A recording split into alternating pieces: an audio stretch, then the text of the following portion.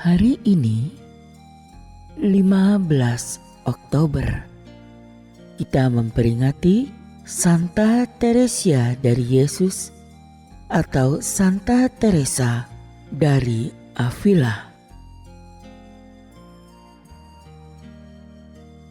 Teresa dilahirkan di Avila, Spanyol pada tanggal 28 Maret tahun 1515. Dalam autobiografinya, ia sendiri menyebut dengan rinci beberapa hal masa kanak-kanaknya. Kelahirannya dari orang tua yang bijak dan takut akan Allah. Ia lahir dalam keluarga besar dengan 9 bersaudara dan 3 saudari. Saat masih kanak-kanak, ketika berusia kurang dari 9 tahun, bersama kakaknya Rodrigo, ia membaca riwayat hidup para martir yang memberinya inspirasi kerinduan menjadi martir. Sampai pada titik di mana ia mewujudkan kerinduannya itu dengan minggat dari rumah, bermaksud ingin mati seperti martir dan naik ke surga.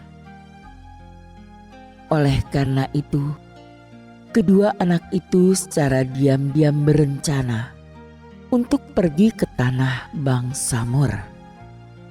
Ia katakan kepada orang tuanya, "Saya ingin melihat Allah."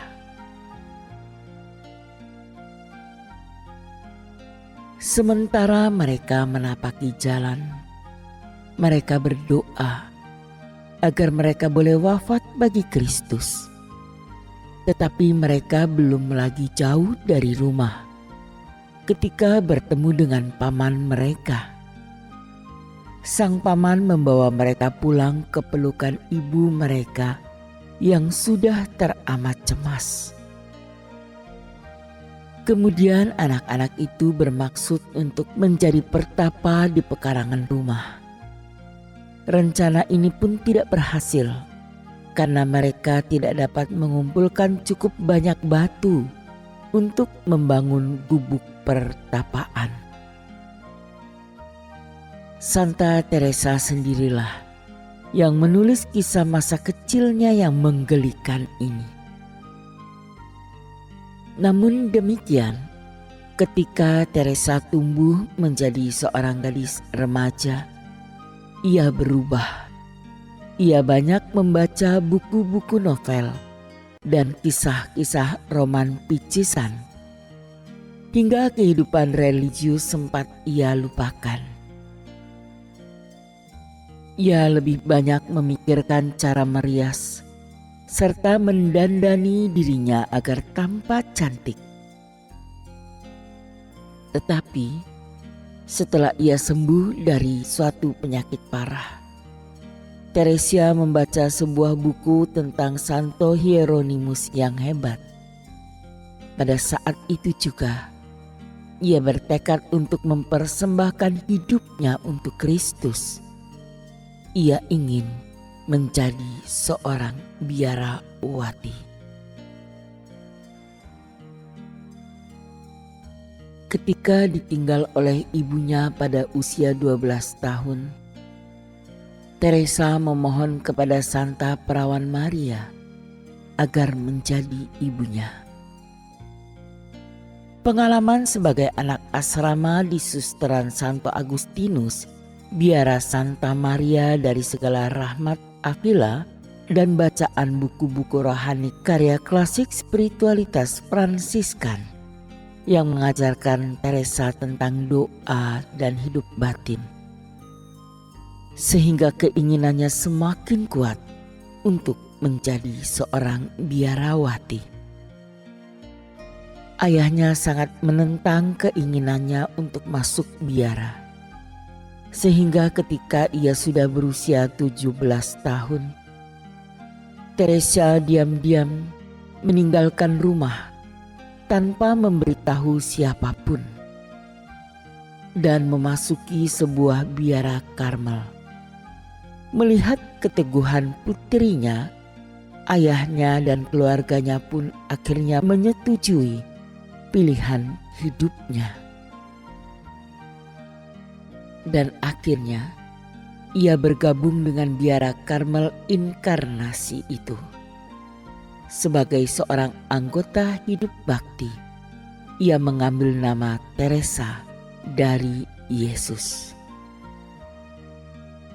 Segera setelah mengucapkan kaulnya, Teresa menjadi sakit parah dan kondisinya diperparah oleh bantuan medis yang diterimanya sangat tidak memadai. Dia tidak pernah sepenuhnya pulih kesehatannya. Suatu hari, di hadapan lukisan Yesus, ia merasakan suatu kesedihan yang mendalam, bahwa betapa selama ini ia tidak mampu mencintai Tuhan sebagaimana yang diinginkan Tuhan. Sejak itu, ia mulai hidup hanya bagi Yesus saja, tidak peduli betapa besarnya pengorbanan yang harus dilakukannya. Sebagai balasan atas cintanya, Kristus memberikan karunia padanya untuk mendengar suaranya dan berbicara kepadanya. Teresa mulai menerima berbagai penglihatan atau vision. Vision yang diterimanya kemudian diteliti oleh pembesar Ordo Dominikan dan Serikat Yesus, termasuk Santo Francis Borgia, juga ikut meneliti penglihatan-penglihatan yang diterimanya. Mereka semua kemudian sepakat untuk memaklumkan bahwa penglihatan yang diterima oleh Suster Karmel Teresa adalah benar dan kudus. Teresa merasa biaranya terlalu longgar peraturannya dan jauh dari kehidupan rohani yang dicita-citakannya. Karena itu, ia kemudian memelopori gerakan pembaharuan dalam biara Karmel. Hal ini tidak mudah. Banyak biarawan-biarawati yang sudah terbiasa hidup santai, tidak berdisiplin dan melupakan cara hidup asketis, sangat menentang gerakan pembaharuannya. Tuhan kemudian mempertemukan Suster Teresa dengan seorang biarawan Karmel yang kudus, yaitu Santo Yohanes dari Salib. Ia juga memiliki semangat pembaharuan. Bersama-sama mereka berjuang memperbaharui kembali semangat spiritualitas Ordo Karmel melalui kehidupan membiara yang suci, dalam doa serta menjalankan puasa dan berpantang dengan sangat ketat. Tahun 1543, ia kehilangan kedekatan dengan keluarganya. Ayahnya meninggal dan semua saudaranya satu persatu berimigrasi ke Amerika Selatan. Tahun 1562, ia mendirikan biara Karmel OCD pertama di Avila dengan dukungan para uskup. Dan tahun-tahun berikutnya, ia terus membuat pendirian Karmel yang baru. Total semuanya berjumlah 17. Demikian juga bersama Santo Yohanes dari Salib, pada tahun 1568 di Duruelo di dekat kota Avila, mereka mendirikan biara Karmel tak berkasut pertama. Tahun 1566, Teresa menulis buku Jalan Kesempurnaan. Karya mistik lain yang paling terkenal dari Santa Teresa adalah buku Puri Batin yang ditulisnya pada tahun 1577 ketika ia sudah berada pada puncak kematangan.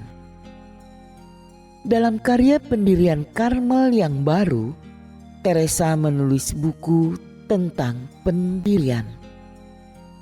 Ditulis antara tahun 1573 dan 1582. Buku ini mengisahkan tentang karya Allah dalam pendirian biara-biara itu. Tahun 1580, Roma menyetujui pendirian keluarga Karmel tak berkasut sebagai satu ordo religius yang otonom. Ini adalah titik berangkat dari ordo religius para biarawan Karmel tak berkasut atau OCD. Biara-biara yang mereka dirikan tersebut dipenuhi oleh para biarawati yang rindu untuk hidup kudus. Mereka banyak berkurban untuk Yesus. Teresa sendiri memberi teladan kepada mereka. Ia berdoa dengan cinta yang menyala-nyala dan bekerja keras melakukan tugas-tugas biara. Hidup Teresa justru berakhir ketika ia sedang giat-giatnya memberi diri dalam pendirian biara pembaharuannya itu. Pada 15 Oktober 1582, setelah mendirikan biara Rubiah Pertapaan Karmel OCD di Burgos, ia sedang dalam perjalanan ke Avila. Ia menghembuskan nafas terakhirnya di Alba de Tormes.